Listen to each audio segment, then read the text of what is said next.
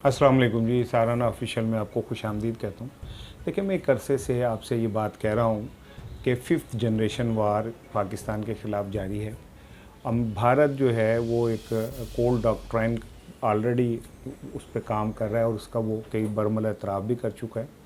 इमरान खान की हुकूमत आने के बाद में आपको याद हो, मैंने अपने कालमों में और अपनी तहरीरों में, फिर अपने वीलॉग्स में इस जानिब इशारा दिया था कि जो इकनॉमिक हिटमैन्स हैं वो पाकिस्तान को का हाल यूगोस्लाविया जैसा और मिस्र जैसा और उन रियासतों को जैसा जिन्हें माली तौर पे बाद में दिवालिया हो गई, उन जैसा करना चाहते हैं।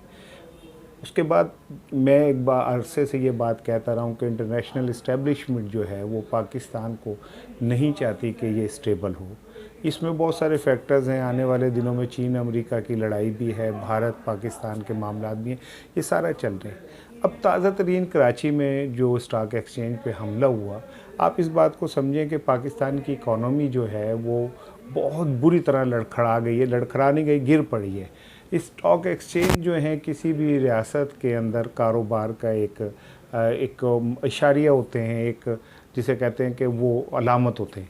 अगर वहाँ पे भी गड़बड़ हो जाए तो फिर मुल्क जो है वो तबाही का शिकार हो जाता है। ये कराची के ऊपर जो हमला हुआ, ये भी इसी सिलसिले की एक कड़ी है जिसके तहत पाकिस्तान के अंदर इस्तेहकाम जो है उसको अदम इस्तेहकाम लाने की कोशिशें जो बैरूनी क़ुव्वतें हैं वो कर रही हैं। वो एक अलहदा बात है कि हमारी फोर्सेस ने बहादुरी से विदिन 8 मिनट्स जो है इसका ये एक ख़ुद एक बहुत पॉजिटिव बात है कि हमने इतना तेज़ी से रिएक्ट किया हमारी फोर्सेस ने कि 8 मिनट में हमने सारे मामले पे काबू पा लिया। ये एक पूरी दुनिया के लिए एक बहुत बड़ी जिसे कहते हैं ना कि एक वाज़ह पैगाम है।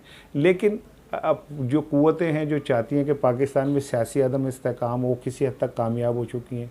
जो चाहती हैं कि मुआशी अदम इस्तेहकाम हो, उसमें भी वो किसी हद तक कामयाब हो चुकी हैं।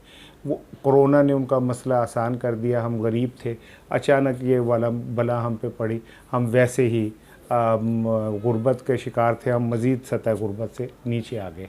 लेकिन इन तमाम हालात में अब मसला दरपेश इस बात का है कि पाकिस्तान में इस्तेहकाम जो है वो किसी हद तक रहना चाहिए। वो सियासी इस्तेहकाम हो, मुआशी इस्तेहकाम हो। ये जो हम एक मीडिया में एक कैफियत पैदा कर देते हैं, भूचाल आ जाता है कि जैसे पता नहीं क्या होने जा रहा है या क्या नहीं होने जा रहा, इससे कौमों के अंदर और हम जैसी कौमों की, लड़खड़ाती कौमों की ज़िंदगी में बड़े मसाइल पैदा हो जाते हैं। पाकिस्तानी फोर्सेस ने जिस तरह दहशतगर्दी का मुकाबला किया, अभी कुछ दिन पहले शुमाली वज़ीरिस्तान में हमारे नौजवान जो थे वो शहीद हुए मुल्क की हिफाजत में। ये आप आने वाले दिनों जो कोरोना ठंडा होगा वैसे वैसे अमेरिका इस खित्ते से अपनी फ़ौजें निकालना चाहेगा और फिर वो ये भी चाहते हैं कि किसी तरह ये खित्ता जो है अदम इस्तेहकाम का शिकार हो। मकबूजा कश्मीर के अंदर ऑलरेडी इसराइल और भारत जो है वो मिल के ऑपरेशन कर रहे हैं और वहाँ जेनोसाइड, नस्ल कशी जो है बिल्कुल फ़लस्तीन की तर्ज पे की जा रही है। तो ये खित्ता इस वक्त जो है आप देखिएगा कि मज़ीद गर्म होगा। पाकिस्तानी सिक्योरिटी फोर्सेस की कोशिशों के नतीजे में ये मुल्क जो है अमन की तरफ वापस आया है, इसमें अमन बहाल हुआ है। लेकिन मुझे मेरी छठी इस कहती है कि आने वाले दिनों के अंदर मज़ीद गड़बड़ होगी क्योंकि पाकिस्तान मुआशी तौर पे नीचे गिर पड़ा है।